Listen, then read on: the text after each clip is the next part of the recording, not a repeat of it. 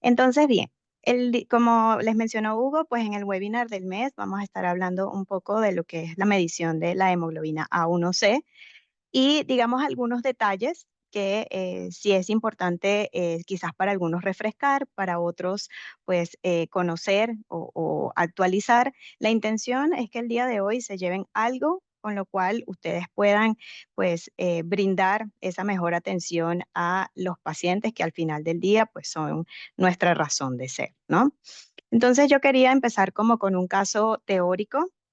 GD o GD es una paciente de 44 años que tuvo diabetes gestacional insulino dependiente en su primer embarazo hace 3 años. Y su hemoglobina A1C, 8 semanas después del parto, fue de 6,2%. Ahora ella está planeando un segundo embarazo y se presenta de forma proactiva para recibir asesoramiento previo a la concepción. Además de los análisis de laboratorio de rutina, pues el ginecólogo, el ginecobstetra, le ordena una hemoglobina A1C que ahora está en 6,8%. La paciente es asintomática, pero se pregunta qué significa esto para la salud de ella ahora y después de un posible embarazo. Entonces, la conclusión es, ¿esta paciente tiene diabetes? ¿No tiene diabetes? Pues vamos a ver, digamos, en el desarrollo y al final vamos a ver qué fue lo que hizo GD para, digamos, contrarrestar, digamos, eso, ¿no? Muy bien. Déjame poner por acá. Muy bien. Inevitablemente no podemos hablar de la hemoglobina A1C sin hablar de la diabetes. Y a mí me pareció pues bastante interesante hablar un poco con ustedes sobre lo que es la historia de la diabetes, algo pues muy breve, evidentemente, porque la historia de la diabetes es bastante larga, pero digamos que los primeros hallazgos se remontan al antiguo Egipto, 3.500 años antes de Cristo, donde los antiguos egipcios ya eh, llevaron a cabo lo que fueron los primeros ensayos para determinar de forma cualitativa si un paciente tenía diabetes o no, ¿ok? O lo que hoy conocemos como diabetes, porque en ese entonces, pues, evidentemente no se llamaba diabetes. Y lo que ellos vieron es que en la orina de los pacientes con diabetes, pues atraía las hormigas, ¿ok? Y la orina sana o la orina de un paciente sano no lo hacía, ¿ok? Así que cuando el paciente veía que esta orina se llenaba de hormigas allí en la arena, entonces la persona ya sabía que iba a morir, porque en realidad no se podía hacer nada al respecto, ¿ok? Un poco triste la situación, pero era lo que, digamos que los egipcios comenzaron a enfrentar, ¿no? Luego, hacia los años de 1800, hubo mucha investigación alrededor de esta enfermedad, los pacientes seguían muriendo, y hacia el año 1911, Stanley Benedict, pues diseña un nuevo método para medir el azúcar en orina, ¿okay? Que es lo que nosotros conocemos hasta el día de hoy como la solución de Benedict o el reactivo de Benedict. ¿Okay? Y en 1920, Folling y Wu publican el primer medio fiable para medir la glucosa, pero esto ya en sangre. ¿Ok?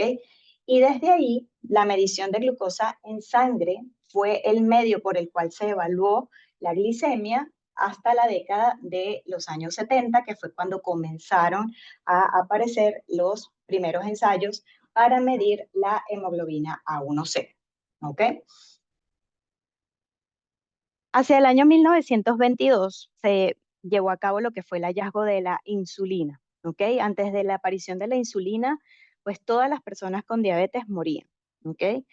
A las pocas semanas o años posterior a su aparición, esta persona, este niño que ven en la foto, se llama Leonard Thompson, fue el primer paciente humano en recibir tratamiento de insulina, ya que todos los experimentos que se habían hecho en perros, ¿ok? En caninos. Y él fue el primer paciente que recibió insulina y fíjense cómo es el antes y el después de este paciente posterior a ese uso de la insulina y a ese tratamiento. Así que hacia ese año comenzó lo que fue el nuevo reto. ¿Y el nuevo reto cuál era? Controlar la glicemia en esos pacientes y obviamente prevenir las complicaciones, que en ese entonces eran muchas, porque los pacientes pues sabíamos que fallecían, ¿ok? Muy bien. Entonces, como les comentaba, hacia la década de los 70 comenzaron a aparecer las primeras mediciones de hemoglobina A1C y esto fue debido a hallazgos previos donde se evidenció una molécula de hemoglobina diferente en los pacientes que tenían diabetes, ¿no? Entonces, digamos que vamos a abordar el curso de esta presentación con tres preguntas principales, ¿no? Número uno, para tener el contexto de por qué es importante la hemoglobina glicada y por qué las personas con diabetes necesitan tener un buen control glucémico. Número dos, cómo podemos monitorizar esa glicemia en sangre, ¿ok? Y cómo podemos mejorar el control de la glucosa y cómo ese control de glucosa mejorado va a mejorar el resultado de los pacientes con diabetes. Entonces, la primera pregunta es, ¿por qué las personas con diabetes necesitan tener un buen control glucémico? Para nadie es un secreto y es ampliamente conocido que la diabetes se asocia a múltiples complicaciones en el organismo de estos pacientes. ¿Okay? Hay más de 10 complicaciones derivadas de lo que es la diabetes, ¿ok?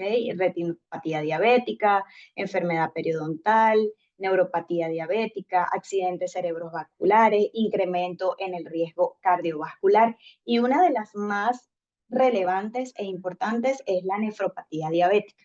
La nefropatía diabética origina una enfermedad renal de tipo crónica que incluso puede llevar al paciente a perder completamente su funcionalidad renal y depender literalmente de lo que son diálisis o de trasplantes renales. ¿Okay? Entonces son más de 10 complicaciones. Debido a esto, pues hay una amplia preocupación en las diferentes asociaciones. Y fíjense cómo se ha estudiado que la diabetes y el riñón y estas enfermedades renales están ampliamente asociadas. La diabetes es la causa principal de la enfermedad renal crónica. ¿Ok? La prevalencia en los pacientes diabéticos es 10 veces mayor.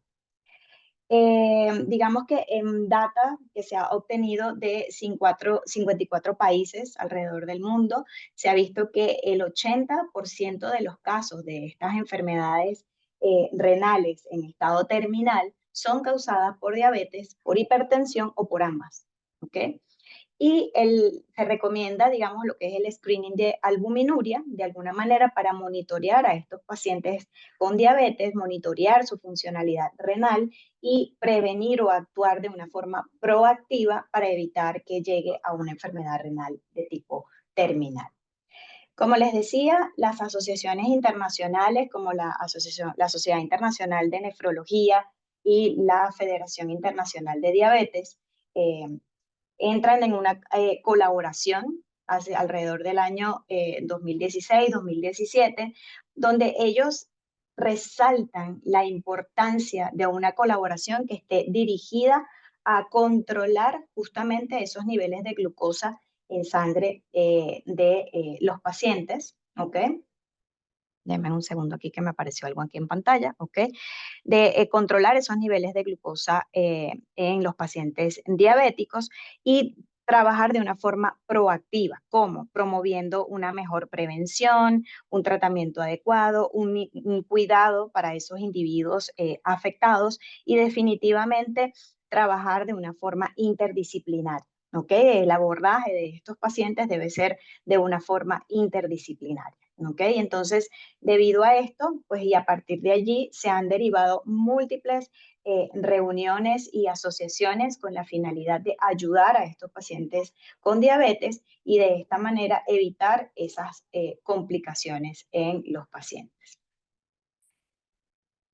Como saben, pues esto alrededor del año 2021 fue reportado que 537 millones de adultos estaban viviendo con diabetes alrededor del mundo. Es decir, uno de cada 10 personas, si ustedes están, digamos, reunidos, cuenten 10 personas, uno de cada 10 pues está o puede padecer de diabetes o tiene una condición de diabetes. Se predice que el número total de personas con diabetes va a aumentar a 643 millones en el año 2030, es decir, dentro de 5 años, y hacia 784 millones de pacientes con diabetes, es decir, 1 en cada 8 hacia el año 2045. Y esto va a verse un poco más crítico en países donde se tienen menores ingresos. ¿Okay? 4 en 5 personas con diabetes puede vivir, digamos, tiene una expectativa de vida o lo que significa el 81% de esas poblaciones. ¿Okay? Si vemos estos datos, ya viéndolo un poco desde el punto de vista geográfico, y vamos a mirar a Sur y Centroamérica al final, fíjense los incrementos que se predicen de lo que es la diabetes a nivel mundial. ¿Okay? Hay un 13% de incremento en Europa, 68% de incremento en el número de pacientes con diabetes hacia lo que es el sureste de Asia, hacia lo que es el Pacífico, un incremento del 27%, Europa del Este y el norte de África con un 87% de incremento de pacientes, África con 134% de incremento en estos pacientes con diabetes, Norteamérica y Caribe un 24% y Sur y Centroamérica 50%, que es donde nosotros pues nos podemos ubicar. Sin embargo, aquí hay unas cifras que son verdaderamente alarmantes, como es el sureste de Asia, Europa de Mid-Est y el norte de África y así como África, ¿no? Tienen elevadísimos predicciones de lo que va a ser la prevalencia de pacientes diabéticos en estas regiones del planeta.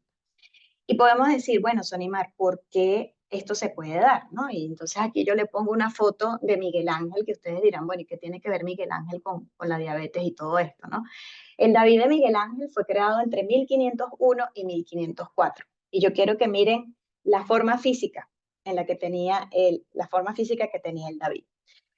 Con la ayuda de inteligencia artificial, yo le pregunté cómo se veía David si hubiese sido creado en nuestra época, con todo el tema de la pandemia de diabetes y todo lo que enfrentamos hoy en día. Entonces, fíjense que hay un tema interesante, lo que es el índice de masa corporal, ¿okay? Lo que es grasa visceral, que es muy, digamos, medido hoy en día por los diferentes médicos, etcétera, pero que sí marca un factor de riesgo importante para lo que es la diabetes. Entonces, la obesidad hoy en día es un problema mundial que está impulsando la pandemia de diabetes. ¿Y por qué tenemos una crisis de obesidad? Porque los índices de masa corporal están aumentando en todo el mundo. Pues porque tenemos alimentos mucho más fáciles y disponibles, ¿ok? Antes, quizás en la prehistoria, la gente tenía que cazar, tenía que hacer otro tipo de cosas. Ya hoy en día el acceso a los alimentos pues es mucho más fácil. Hay alimentos que son baratos, que son ricos, pero no necesariamente saludables. Y allí es donde viene el problema. Entonces, fíjense esta foto de este chico que está comiéndose un plato enorme que tiene esta cantidad de cosas, ¿no? Tocino, huevos, morcilla, pan, rebanadas de pan frito, croquetas, tortillas de queso, huevos, champiñones, etcétera, etcétera, y es gigante.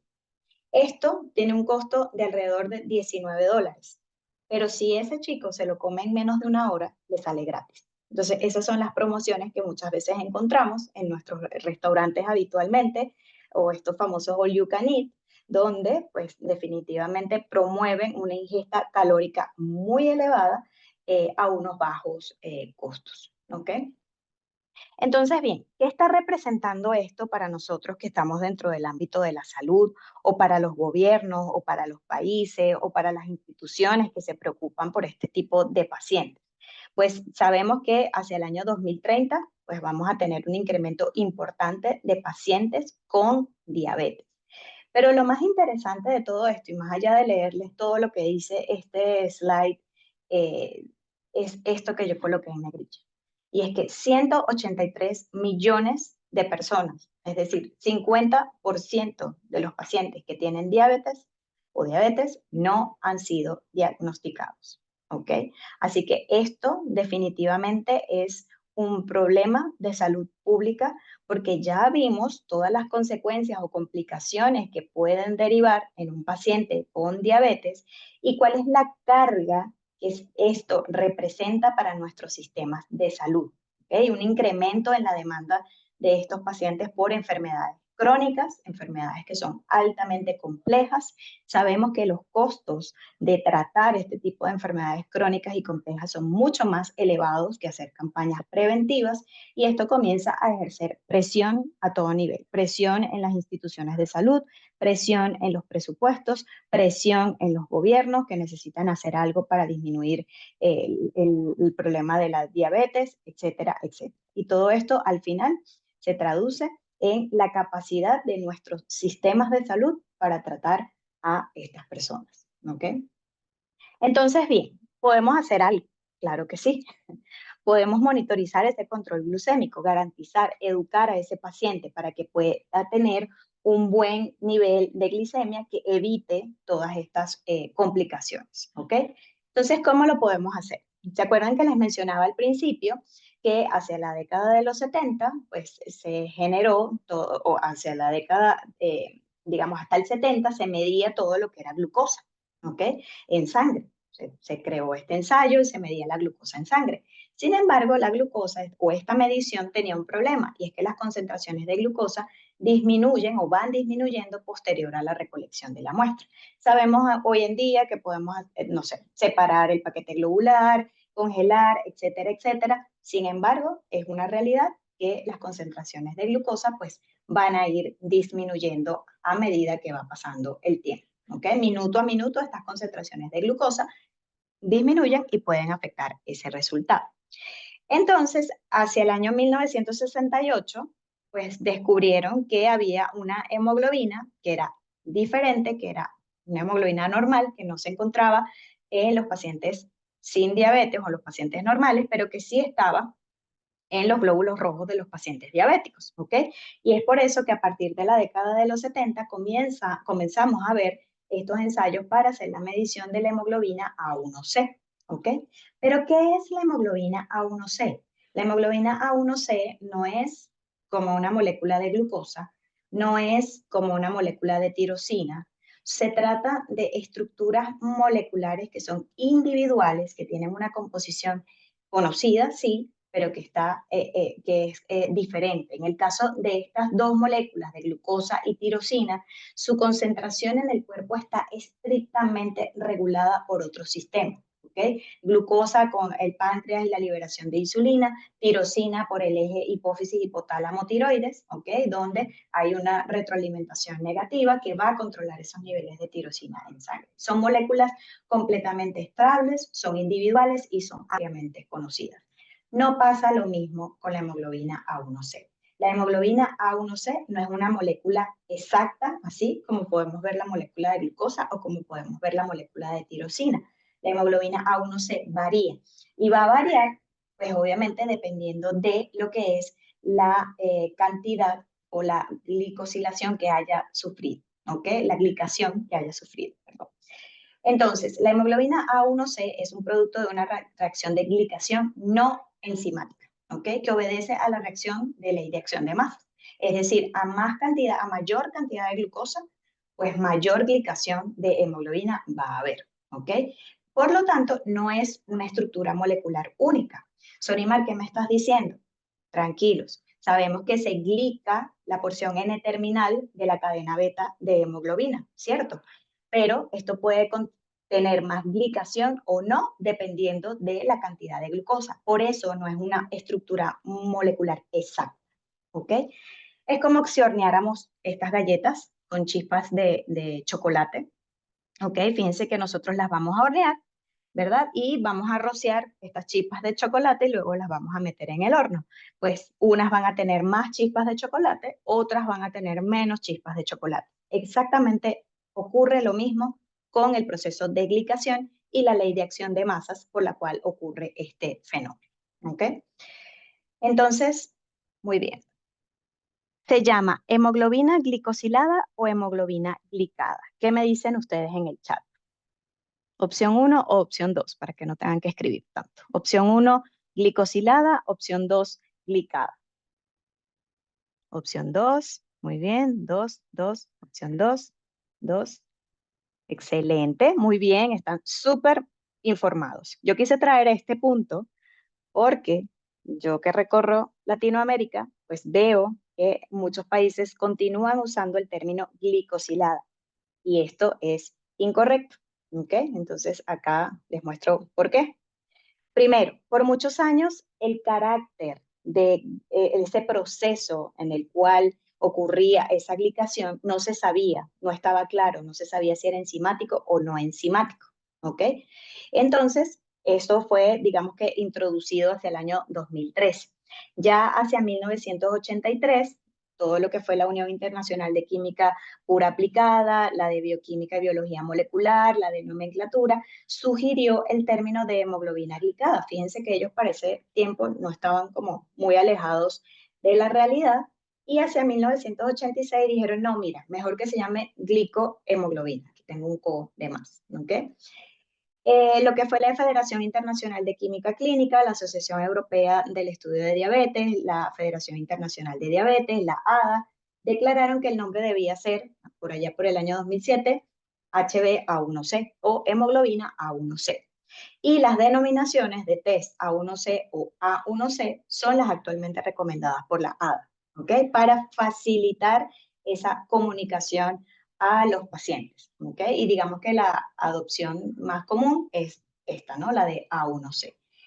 Y finalmente, se descarta hacia el año 2013 todo lo que fue el uso habitual del término glicosilado, ¿ok? Porque esto corresponde a un proceso de glicosilación enzimática.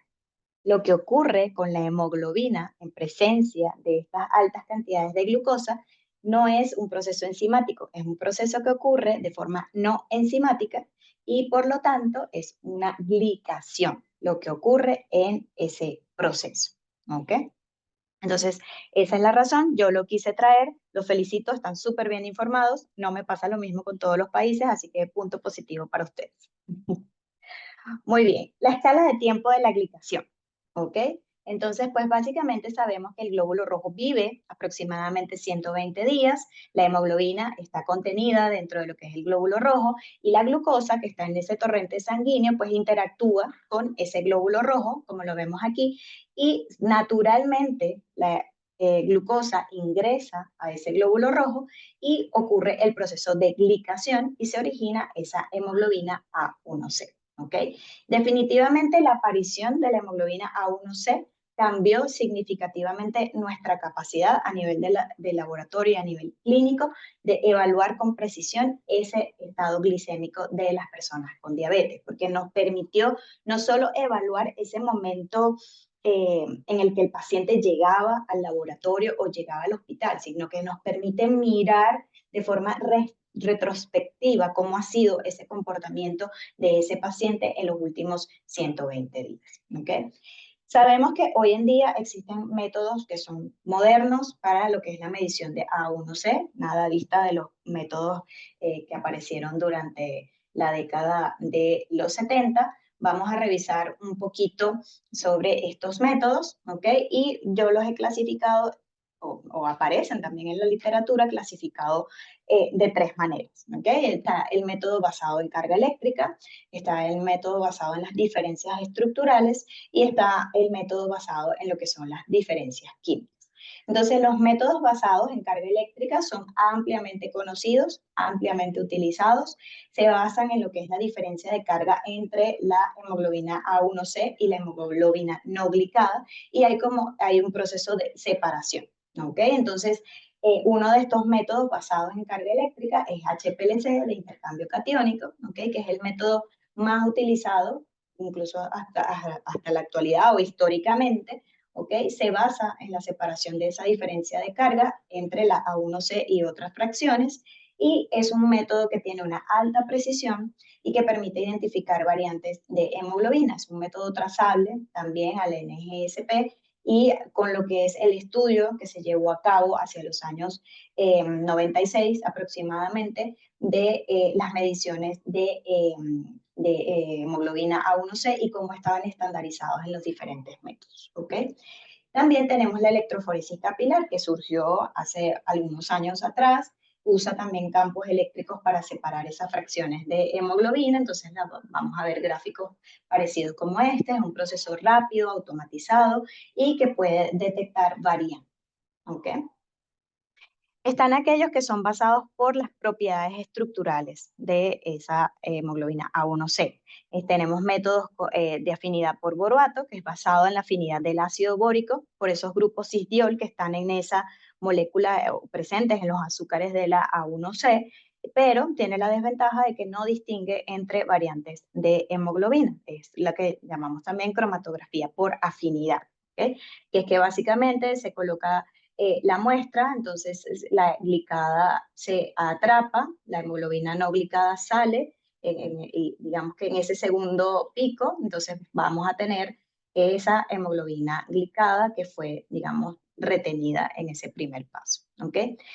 Como segundo método, basado en propiedades estructurales, déjenme ver la hora cómo voy, muy bien, espectrometría de masas, ¿ok? Es un método que tiene una altísima especificidad, una altísima sensibilidad, es útil para validación y estudios de investigación, pero no se usa rutinariamente en laboratorios clínicos por su alta complejidad. Se requiere un equipamiento altamente especializado, personal especializado, aparte el equipamiento es bastante grande y por eso es que se usa solamente para validación o estudios de investigación. Y tenemos los métodos basados en diferencias químicas, como son los inmunoensayos, que utilizan anticuerpos específicos que reconocen esa fracción de A1C. Son rápidos, son automáticos, se usan comúnmente en analizadores clínicos, incluyen inmunoturbidimetría, inmunonefelometría y tenemos otro grupo que son los enzimáticos, ¿ok? Son de estos ensayos que justamente hacen un pretratamiento de la muestra para liberar, digamos, la hemoglobina que está contenida en esos glóbulos rojos. Hay un proceso de oxidación para transformar esa hemoglobina en metahemoglobina, ¿ok? Y digamos que luego se lleva a cabo una reacción, se añade una proteasa que va a romper, digámoslo así, en un dipéptido fructosil, ¿ok? Que justo donde está la cadena N terminal de la cadena beta de hemoglobina, ¿ok? Y eso, allí se hace la primera medición para medir la hemoglobina total, ¿ok? Porque en los métodos enzimáticos hacen una diferencia de lo que es la hemoglobina total versus la cantidad de A1C y calcular luego ese porcentaje, ¿ok? Y en la segunda reacción es cuando ocurre la medición propiamente dicha de la A1C, ¿ok? Con este dipéptido, ¿ok? Que luego se añade una fructosilpéptido oxidasa o la FPOX, ¿ok? Que luego se va a reaccionar con el peróxido de hidrógeno y se produce este peróxido de hidrógeno y va a reaccionar con un agente coloreante y eso se va a medir a 660 nanómetros para calcular esa concentración de A1C. ¿Okay? Estos son los métodos enzimáticos que aunque lo vemos aquí un poco largo, complejo, reacción y mediciones, realmente son métodos que están completamente automatizados. ¿Okay? Entonces, mejorar el control de la glucosa realmente mejora el resultado de las personas con diabetes, pues vamos a mirar. Este estudio que se realizó en el año 1996, ¿ok? Hablaba de los niveles o correlacionó cuáles eran los niveles de la hemoglobina A1C y los riesgos de complicaciones microvasculares. Entonces, fíjense que a mayor concentración de hemoglobina A1C, mayor era el riesgo de tener complicaciones derivadas de la diabetes. Y también se vio o se evidenció cómo mejorar esos niveles de A1C conduce a mejores resultados de las personas con diabetes. Reducir tan solo 1% de la concentración de hemoglobina A1C demuestra que hay un 21% de reducción en muertes relacionadas con diabetes, 37% en reducción de complicaciones microvasculares y 14% en reducción de infarto al miocardio. Por lo tanto, todos estos estudios lo que concluyeron es que la A1C era el mejor marcador a largo plazo para el control de diabetes. Así que pequeñas diferencias en la A1C dan lugar a importantes mejoras en la salud de pacientes. Entonces, ¿cómo podemos nosotros ayudar desde el laboratorio? Pues básicamente obteniendo el resultado correcto. ¿ok? Si nosotros reportamos ese resultado correcto con un ensayo que sea trazable a los métodos de referencia y que definitivamente pueda brindar seguridad porque tiene una baja precisión, pues definitivamente vamos a ayudar a muchos pacientes, ¿ok? Con esta condición. Esto para mostrarle un poco por qué es importante el tema de precisión y el tema de performance en los ensayos de hemoglobina A1C. Esto fue hacia el año 93, donde el CAP en su programa de competencia, fíjense, evaluó a todos los métodos existentes, ¿no? Entonces, la media de los resultados variaba entre 3.6 y 6.5%. O sea, cada uno tenía un color, cada uno hacía una cosa diferente, como los labubu, que son únicos y especiales, ¿no? Entonces, pues definitivamente cada método iba como por su lado, ¿no? ¿Qué pasó? Que bueno, hubo una necesidad de estandarización, hubo una necesidad de armonización. Comenzaron a trabajar diferentes instituciones, diferentes asociaciones a nivel mundial, tanto de Europa, de Estados Unidos, y crearon lo que fue la red NGSP, ¿ok? Que allí básicamente lo que evaluaron a través de toda esta red de asociados era la armonización de los ensayos de hemoglobina A1C. ¿Ok? Y es por eso que hoy en día una de las, digamos, lo primero que cuando uno muestra un ensayo de hemoglobina A1C, uno dice, sí, tengo certificación NGSP, ¿ok? Es decir, soy trazable a esa armonización que ellos propusieron en esa red, ¿ok? Ya hacia el año 99, luego de haber ocurrido esta armonización, entonces ya como que mejoró la cosa. Fíjense que los valores ya estaban más cercanos unos de otros, entonces ya todos tenían como el mismo color, todos se vestían igual, eran amarillitos, etcétera, todas las metodologías, entonces ya eran como tipo los mínimos, ¿ok? Entonces, les pregunto, y aquí escríbanmelo en el chat, ¿cuál es el método de referencia descrito en literatura para la A1C? Y yo estoy viendo aquí en el chat. HPLC, Homero me dice HPLC, ¿qué más? ¿Quién da más? HPLC, ¿quién me da más? Ok, veo que todos ponen HPLC. HPLC y ¿qué más? Es el método de... Ajá, muy bien, Eduardo, espectrometría de masa. Muy bien. El método de referencia realmente es una combinación de dos metodologías, ¿ok? Es HPLC con espectrometría de masa. Ya se los voy a mostrar. Es espectrometría de masa combinada con HPLC. Ese es el método de referencia, ¿ok? Y se los voy a explicar aquí muy rápido. Y es el método de referencia, el gold standard es este, señores. Es el método de referencia descrito por la IFCC, ¿ok? Que cuantifica ese porcentaje de hemoglobina A1C en relación con esa hemoglobina total utilizando un proceso altamente estandarizado, que incluye la lisis, obviamente, de los eritrocitos. Tenemos ese hemolizado, este hemolizado va a una incisión enzimática y aquí, luego de esa incisión, se cuantifican los péptidos. ¿A través de qué? De HPLC, se separan. Pero luego de separado se hace una medición con espectrometría de masa para identificar cuáles son los péptidos glicados, ahí está mal, me disculpan, los péptidos glicados y cuáles son los no glicados, ¿ok? Entonces, este es el método de referencia. No es HPLC sola, no es electroforesis capilar, ¿ok? Y eso está descrito hace casi 20 años, ¿ok? Entonces, esto fue datos de la encuesta del Colegio Americano de Patólogos, ¿ok? Donde se muestra cómo ha habido una reducción entre lo que son las variaciones entre metodologías, ¿ok? Para el año 99, digamos que las diferencias oscilaban entre 1.8% entre una metodología y otra, y ya para el 2023, ya esas diferencias o ese bias estaba entre 0.5, alrededor de 0.5% entre metodologías. Es decir, que ha habido una mejora importante y sustancial en lo que ha sido el trabajo de estandarización de las metodologías. Esto fue una reunión de representantes de la ADA, de la Asociación de Diabetes de Europa, de la Federación Internacional de Diabetes y de la IFSC en Milán en el año 2007. Ellos se reunieron y trabajaron en un consenso internacional. Fíjense el año 2007, hace casi 20 años. Y ellos emitieron este consenso, este statement a nivel mundial de lo que era la medición estandarizada de la hemoglobina A1C. Y aquí ellos establecen que el sistema de referencia o el método de referencia es el método IFSC, es decir, HPLC con espectrometría de masa. ¿Okay? Y eso representa el único anclaje válido para implementar la estandarización de la medición.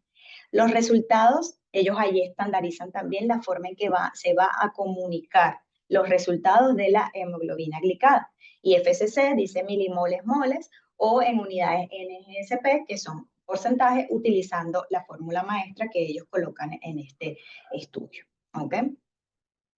Entonces, ¿por qué el método de IFSC es el método de referencia? Primero, es altamente específico porque mide la cantidad real de glucosa unida a ese aminoácido N-terminal de esa cadena beta de la hemoglobina. ¿Ok? Evita interferencias causadas por variantes de hemoglobina o por otras fracciones glicadas. Sirve como base para estandarizar otros métodos clínicos, ¿ok? Como el HPLC que tenemos nosotros de rutina en el laboratorio, o inmunoensayo o los otros métodos existentes. ¿Ok? ¿Cuál es la recomendación de la OMS desde el año 2011? Que la A1C se puede utilizar como prueba diagnóstica. ¿Ok? Y también está escrito dentro de lo que son la guía de la Asociación Americana de Diabetes. ¿Ok? Pero se puede utilizar siempre y cuando se establezcan pruebas estrictas de garantía de calidad, que los ensayos estén estandarizados según criterios y alineados con los valores de referencia internacionales y que no existan condiciones que impidan su medición precisa. ¿Ok? Entonces, le pregunto, ¿el método de referencia es igual al método de rutina? Y ahí póngame sí o no. No, muy bien, Randy. ¿Qué más? No, no. Excelente, Angie. Walter, Alex, no, muy bien. Eso es importante dejarlo claro. El método de referencia no es igual al método de rutina, ¿ok? Entonces, eso muchas veces, a veces confundimos el HPLC que tenemos nosotros de rutina en el laboratorio como el gold standard y no, ¿ok? Todos los métodos, como vieron, para hacer, digamos, estar, digamos, bajo especificaciones, deben cumplir con esa trazabilidad hacia lo que es el método IFSC o cumplir con su certificación NGSP, ¿ok? Entonces, aquí está. Aunque HPLC, ¿ok? Y digamos que si alguien tenía esto en su cabeza, pues no estaba mal, porque realmente el HPLC de intercambio catiónico fue históricamente el estándar en muchas guías, ¿ok? Sin embargo, el método de referencia internacional hoy es el método IFSC, se llama así, que es el que combina estas dos metodologías y que no se utiliza en laboratorios de rutina, ¿ok? Ningún laboratorio rutinario utiliza este método de IFSC en su operación diaria. Lo que se usa actualmente en los laboratorios son métodos que son trazables a este estándar y muchos de ellos no necesariamente son HPLC, ¿ok? La HPLC de rutina que nosotros usamos. Y esto es una fotito para que ustedes vean más o menos el tamaño de un espectrómetro de masa y todo lo que ocupa, ¿no? Entonces, como laboratorio, ¿qué nosotros debemos cuidar? Uno, estar, digamos, actualizados con las guías, con la ADA, con la Asociación de Diabetes de Europa, con la Federación Internacional de Diabetes, quienes indican que los resultados derivados de estas metodologías deben estar estandarizados con el método de referencia, que es IFSC, o con NGSP, no es que no deban hacerse por HPLC. ¿Ok? Entonces esto muy claro. HPLC es un método más, o el HPLC de rutina que se tiene en el laboratorio, es un método más que debe estar trazable con estas metodologías de referencia. ¿Ok? Inmunoensayos modernos, métodos por afinidad, electroforesis capilar, todos estos están perfectamente validados. Hay, digamos, fabricantes que están perfectamente validados y estandarizados al método de referencia IFSC. Y aquí el criterio clave no es que sea HPLC, es que el método usado esté certificado por NGSP o alineado a IFSC. ¿Okay? Ese va a ser como el criterio clave. ¿Qué otra cosa debemos cuidar? Que es sumamente importante, y ya me voy a apurar porque ya me quedan como 4 minutos. Los inmunoensayos deben tener una alta precisión, ¿ok? Deben tener una alta correlación con HPLC, ¿ok? Deben tener un coeficiente de variación intraensayo menor al 2%, deben tener un rendimiento comprobable de control externo de calidad y deben tener validación clínica y documentación robusta. Muchos equipos ya están aprobados por organismos internacionales como FDA, por certificados de la Comunidad Europea, etcétera, etcétera, ¿no? Entonces esto es muy importante, el tema de precisión. ¿Por qué? Porque es necesario para tener una buena atención clínica. Una pequeña diferencia puede tener un alto impacto sobre la interpretación. Puede determinar si un paciente tiene riesgo de diabetes o declararlo con diabetes. ¿Okay? Esa pequeña diferencia, que aunque nosotros pensemos que es pequeña, pues puede cambiar la vida del paciente. ¿Okay? Es un antes y un después. Y esto para que ustedes vean, esto fue una evaluación que se hizo en Estados Unidos en población mayor a 20 años con diferentes puntos de corte. Y fíjense, esto se determinó en este estudio que había un error de sesgo, ¿ok? Y que había casi 1 millón de personas infradiagnosticadas, solamente por esa variación, ¿ok? Entonces, es importante que los métodos para la medición de hemoglobina glicada en el laboratorio, pues definitivamente sean altamente precisos. ¿Cuáles son las ventajas prácticas y económicas de otros métodos? ¿Ok? Porque los de HPLC estoy segura que todos lo saben, digamos, los usan ampliamente, son muy buenos, tienen un buen performance. Sin embargo, hay otros métodos que son igual de buenos, ¿ok? Y pueden tener una menor complejidad operativa, ¿ok? Sin necesidad de calibraciones frecuentes o control estricto de columna, tienen un menor costo operativo, por reactivo, por mantenimiento, una mayor automatización e integración con laboratorios pequeños o medianos.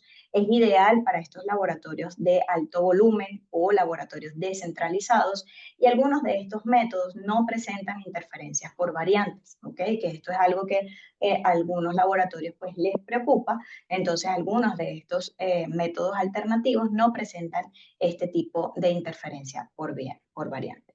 Ahora bien, viéndolo desde el punto de vista del paciente y salud pública y viendo toda la carga que hay sobre nuestros sistemas de salud, realmente acá lo que nosotros debemos buscar en el monitoreo de estos pacientes es consistencia y comparabilidad del resultado a lo largo del tiempo.